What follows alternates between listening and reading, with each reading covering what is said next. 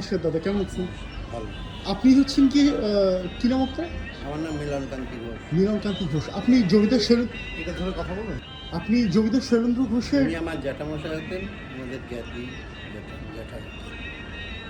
তো সেই হিসেবে তো আপনারাই এটার বর্তমান মালিক হওয়া উচিত, তাই না? এখন হ্যাঁ, এটা তো দেবোত্তর সম্পত্তি করে দেওয়া। জি। আমরা দেবোত্তর করে গেছিলাম, সেইভাবে এটা আছে।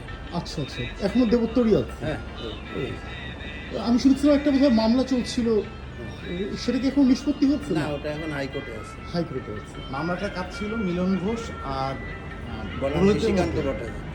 পুরোহিত ছিলেন তিনি। আচ্ছা, তো এই যে বাড়িটা, এটা কি আগে অতিথিশালা ছিল? না না, এটা পরবর্তীতে এমনি বানানো? আচ্ছা আচ্ছা আচ্ছা আচ্ছা, ঠিক আছে দাদা, অনেক ধন্যবাদ। Thank you. শৈলেন্দ্রনাথের কততম বংশধর আপনি? চতুর্থ। না, উনি আমাদের জ্যাঠামশাই হতেন। ও আমার জ্ঞাতি জ্যাঠামশাই। জ্যাঠামশাই। হ্যাঁ, তাতে বেশ কয়েক পুরুষ আগে।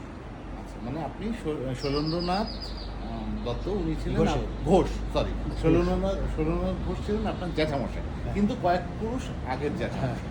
রাইট, ঠিক আছে। ঠিক আছে।